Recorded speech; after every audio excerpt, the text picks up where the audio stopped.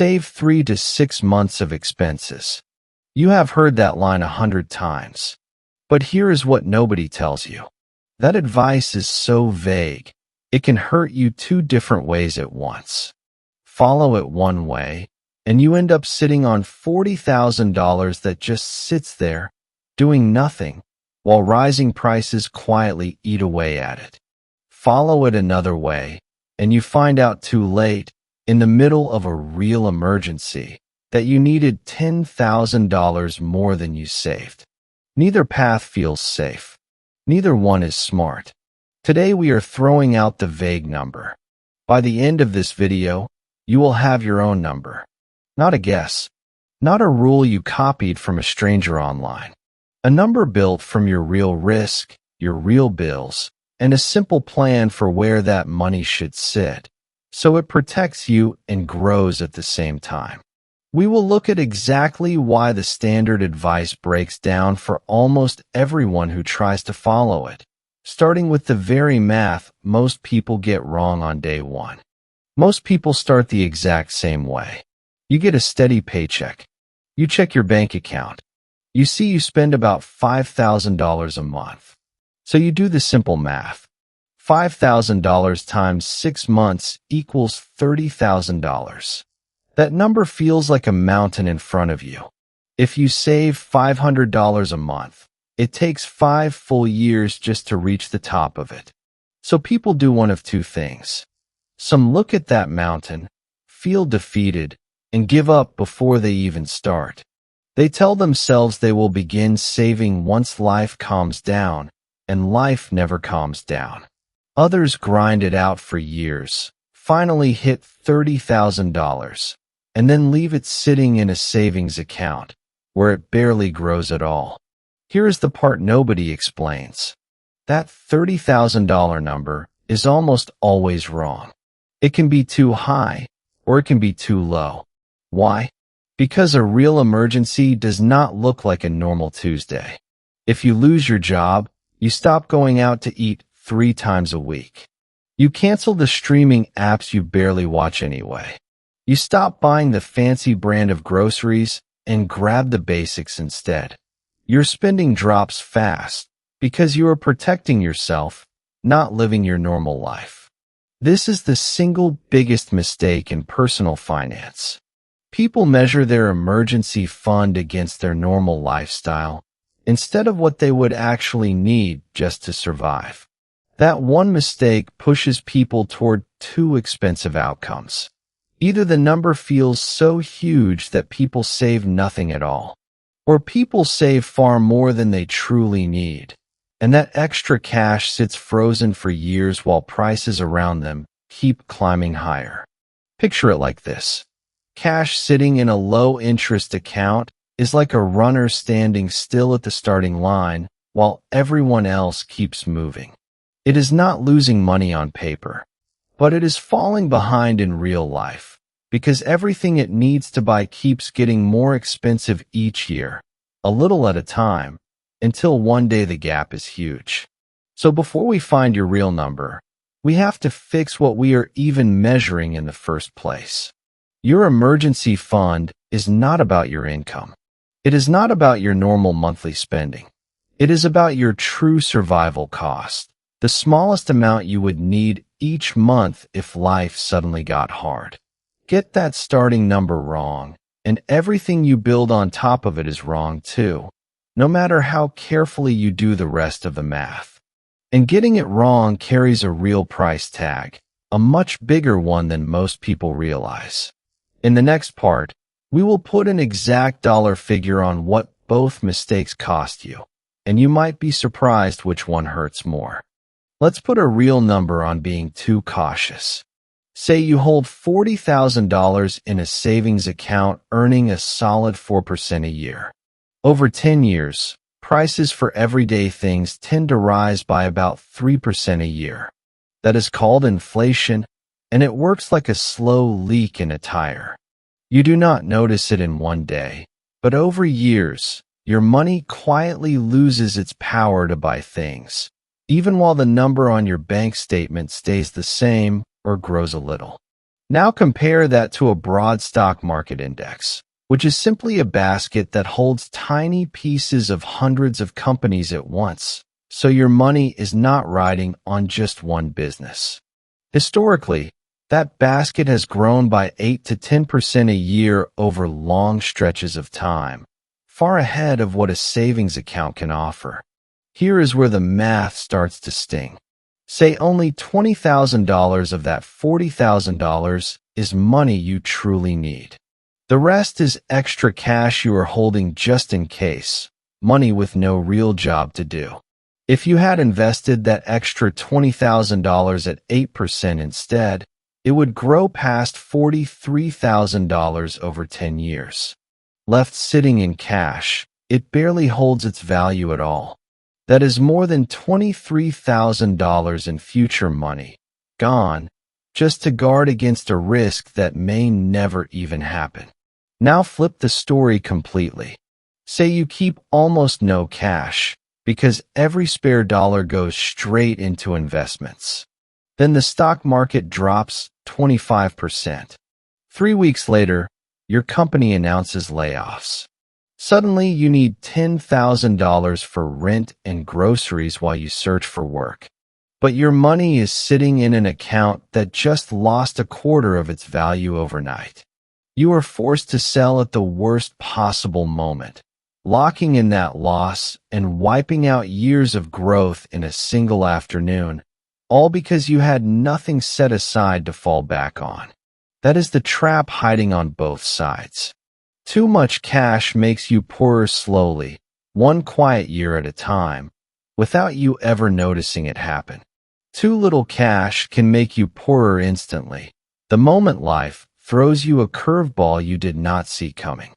The goal was never the biggest number, and it was never the smallest number either. It is the right number, built for your exact life, not for someone else's. To see what that actually looks like in real life, let's meet a couple who thought they already had this figured out, and who turn out to be far more wrong than they ever imagined. Meet Marcus and Sarah. They are in their mid-30s, with a combined household income of $140,000 a year. On paper, they looked completely responsible. They paid their bills on time, they never missed a payment, and they had savings sitting in the bank.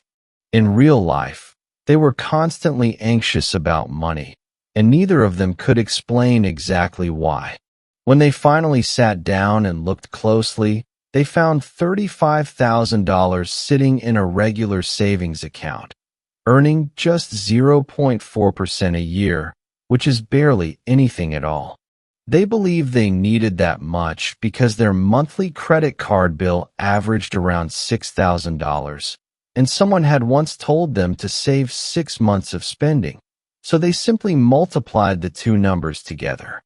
Their monthly take-home pay added up to $8,200, so on the surface, everything looked balanced and under control. Here is the strange part, though. Every time Sarah's car made a weird noise, or news broke about layoffs at Marcus's company, the panic came rushing right back anyway, even with all that money sitting there in the bank. That $35,000 was not actually protecting them the way they thought it would. It was just a pile of money they were too scared to touch, doing nothing for their peace of mind and nothing for their future either, month after month. So they finally ran a real audit of their spending. They stripped out the travel, the streaming subscriptions, the dining out, and the impulse shopping, and looked only at what they would need if the money stopped coming in tomorrow morning. What they found surprised them completely. Their true survival cost was not $6,000 a month. It was only $3,400, almost half of what they had been using to plan their entire financial life around. That single number changed everything about their plan. Their $35,000 fund was not 6 months of protection like they thought. It was closer to 10 full months. They had been sitting on more than $18,000 they did not actually need, earning less interest in an entire year than one nice dinner out costs. So they restructured their whole plan from scratch. They freed up $15,000 to put toward long-term wealth building instead of leaving it idle. And here's the part that genuinely surprised them both. They felt more secure with the smaller, better organized fund than they ever did while holding the bigger, messier pile of cash sitting untouched in the bank. Here is exactly how they did it, broken into 5 clear steps you can start using tonight, beginning with the one question almost nobody asks correctly. Step 1 is what we will call the survival audit. You cannot calculate a real emergency fund number until you separate what you normally spend from what you would truly need just to survive. Pull up your last 3 months of bank and credit card statements and sort every single expense into 3 simple buckets. Bucket 1 is fixed survival costs. This is your housing payment, basic utilities, the minimum payments on any debt, essential groceries, gas or transit to get to work, and your core insurance. These are the bills that keep coming no matter what happens to your income. Bucket 2 is variable quality of life costs. This includes gym memberships, eating out, streaming services, clothing, and small upgrades around the house. These are things you enjoy, but things you could pause for a few months without your life falling apart. Bucket 3 is future investments, meaning money going into a 401k, which is simply a retirement savings account often set up through your job, along with any money going into a brokerage account or an IRA, both of which are just accounts built for growing your money over time. Here is the key idea behind those 3 buckets. If your income disappeared tomorrow, buckets 2 and 3 would drop to 0 instantly. You would not keep investing extra money while also living off your emergency fund, and you would not be ordering food delivery every night either. Only bucket 1 keeps running no matter what, because those are the bills that do not care whether you have a paycheck coming in or not. This step alone trips people up more than any other part of the whole process, simply because it feels uncomfortable to look this closely at your own spending. Most people have never actually separated a need from a want inside their own bank statement before. But once you do it one time, you can reuse the same 3 buckets every single year, updating the numbers as your life changes. Let's run a real example. Say a household spends $5,500 a month in total. Of that, $2,800 goes to fixed survival costs. $1,700 goes to variable quality of life spending, and $1,000 goes toward investments.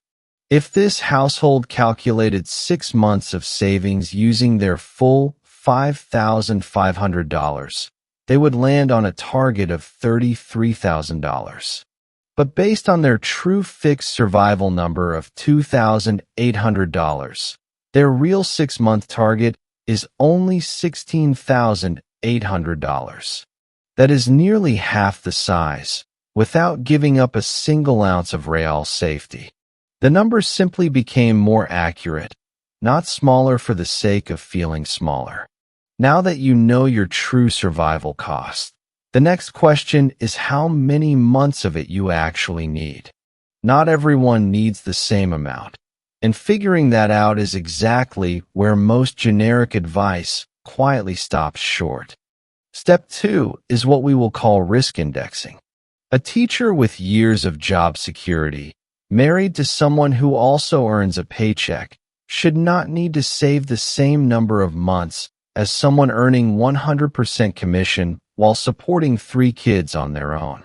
Yet the generic 3 to 6 month rule treats them exactly the same, as if their lives carried identical risk. Here is how to find your real number instead of borrowing someone else's. Score yourself across 3 separate risk factors. The first is income stability.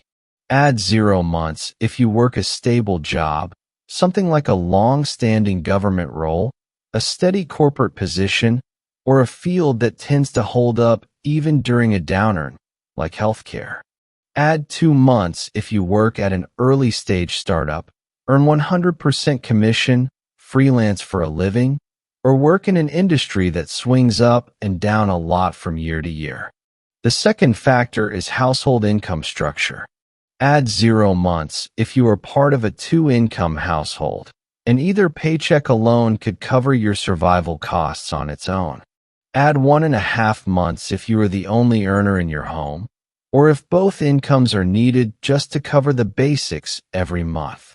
The third factor is dependence and safety net.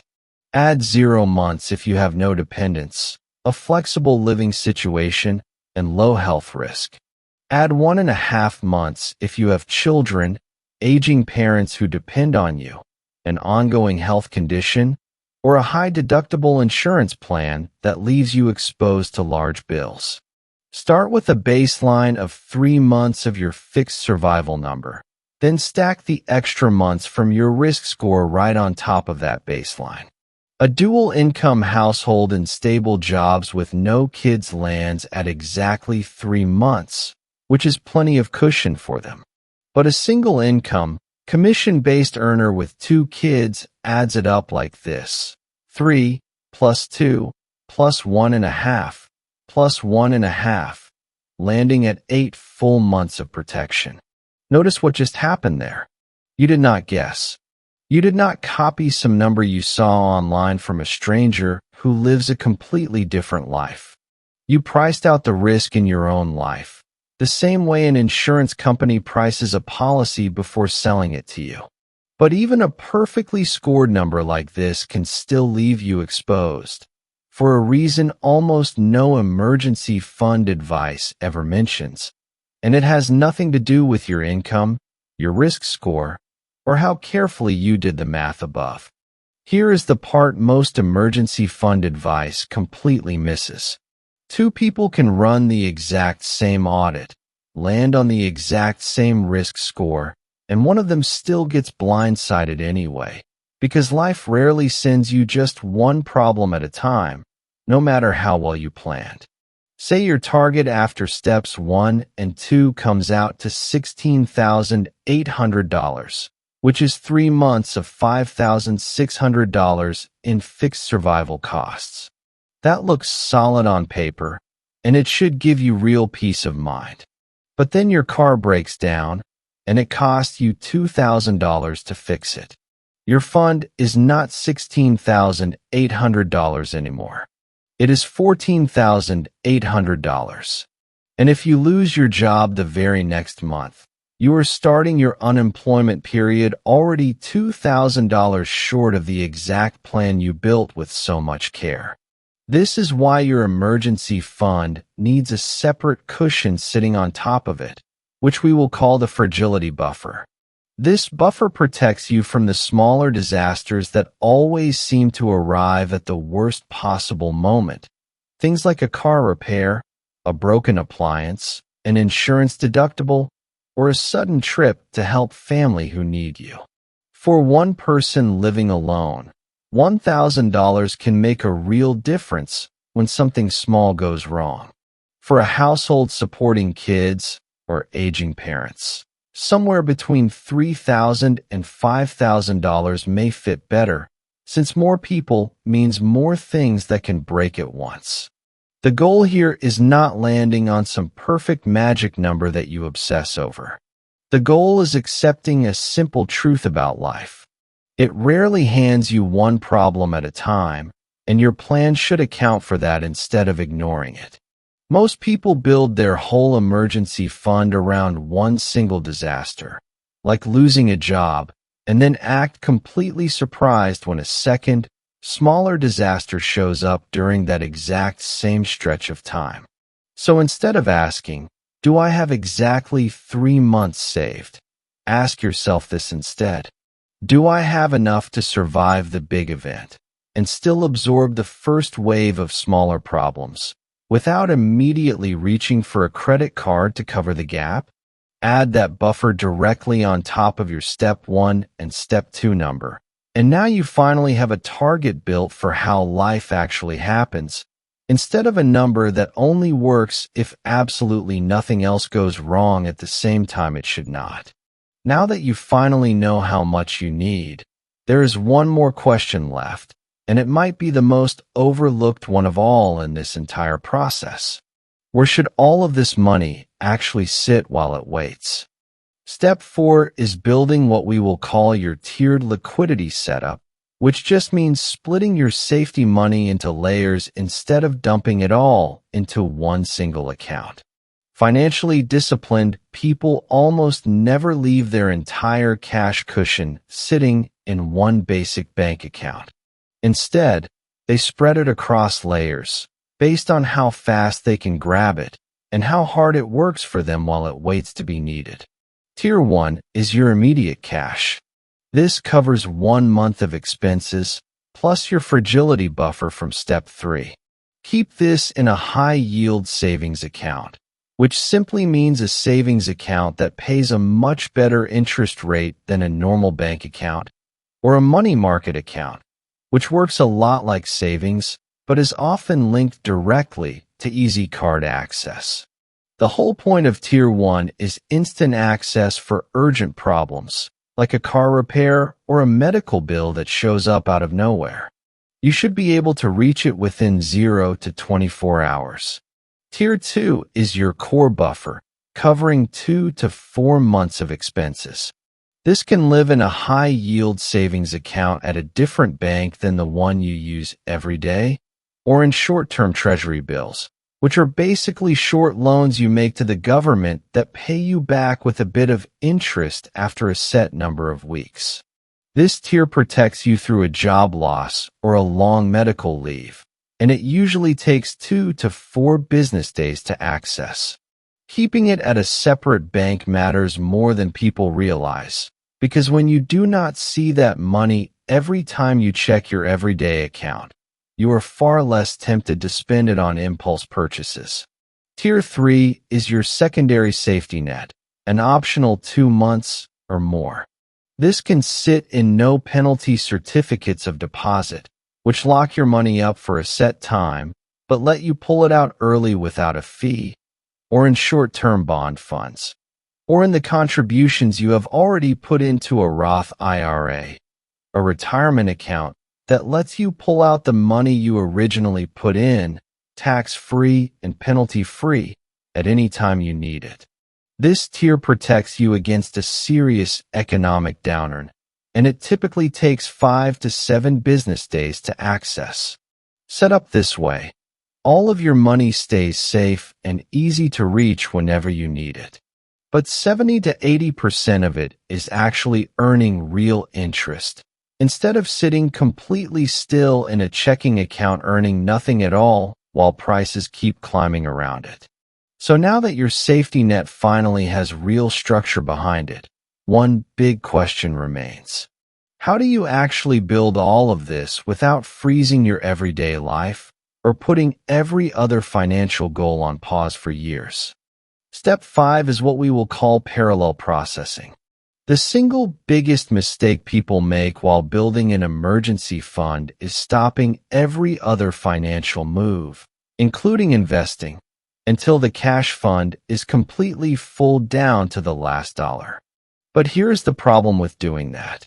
If your job offers a 401k match, meaning your employer adds free money to your retirement account for every dollar you put in, pausing that to build cash means turning down a guaranteed 100% return on your money. That is simply not a smart trade to make, no matter how good it feels to watch your savings account grow. Instead, follow this order, which we will call the funding waterfall. First, fund Tier 1, 1 month of expenses plus your fragility buffer, as fast as you possibly can. While doing this, pause any extra debt payments and pause investing beyond your employer match, just for this short stretch. Second, once Tier 1 is locked in, make sure you are capturing your full 401k match every single month going forward. Never walk away from free money sitting right there on the table. Third, split whatever cash flow you have left directly down the middle. Half goes toward finishing tiers 2 and 3 of your emergency fund. The other half goes toward building real wealth, whether that means paying down high-interest debt, funding a Roth IRA, or adding to a regular investment account. Why does splitting it this way matter so much? Because momentum is real, and it is more powerful than most people give it credit for. When you watch your emergency fund grow while your investments grow at the same time, you feel like you are moving forward on two fronts at once, instead of feeling stuck waiting on one goal before you are allowed to start the other one. People who wait until their cash fund is completely finished before investing a single dollar often lose years of growth they can never fully get back. And once your fund is fully built using this structure, something genuinely shifts in how you experience money day to day. You stop looking at every single dollar through a lens of fear and worry. A surprise car repair or a broken appliance turns from an emotional crisis into a minor errand you handle without a second thought. You start showing up differently at work too, because you know you have months of real breathing room sitting in accounts that are both safe and actually working hard for you the entire time. That shift in how it feels to hold money is really the whole point of everything we just built together. And it is exactly where we are going to land this thing. If you have spent months feeling guilty because you do not have $30,000 or $40,000 just sitting in a bank account, let that guilt go right now. You were never supposed to copy someone else's number. You needed your own the entire time, built from your own bills and your own risk, not a stranger's, and not some average pulled from an article that has never met your life. Tonight, sit down with your statements and find your true bare-bones survival cost using the 3 buckets from Step 1. Score your own risk factors honestly using Step 2, without rounding yourself down just to feel better about the number. Add your fragility buffer on top from Step 3, so the small disasters cannot knock your whole plan off balance the moment life gets messy. Then split your money into tiers using Step 4, so every single dollar is either protecting you right now or working hard for your future, never just sitting there doing neither one. And once those tiers are filled, remember Step 5, so your investing never has to sit on pause while you finish building your cash cushion. Once you build it this way, an unexpected repair stops feeling like a crisis. It becomes a minor inconvenience you barely think twice about, because you already planned for exactly this kind of moment. A layoff stops feeling like the end of the world, because you know precisely how many months you can survive on your own terms while you search for the next opportunity, instead of taking the first offer out of pure fear and desperation just to keep the lights on. Think about the difference between Marcus and Sarah before and after this process. Before, they had more money sitting in the bank, and they still felt scared every single day. After, they had less cash sitting idle, real structure behind every dollar, and somehow they felt calmer than they ever had before. That is not a coincidence. That is what happens when a number actually means something, instead of just sitting there because someone once told you it should. That shift is the entire point of this whole system. Not the biggest possible number sitting untouched in an account, collecting dust and losing value. Not the smallest one either, chasing a false sense of savings just to feel like you checked a box. The right number, built specifically for your actual life, sitting in the right places, doing real work for you every single day instead of quietly losing value while you look the other way. That is how you turn an emergency fund from a constant source of quiet worry into a steady source of real confidence. The kind that stays with you long after this video ends, long after the number stops feeling scary, and long after you stop comparing your bank account to somebody else's.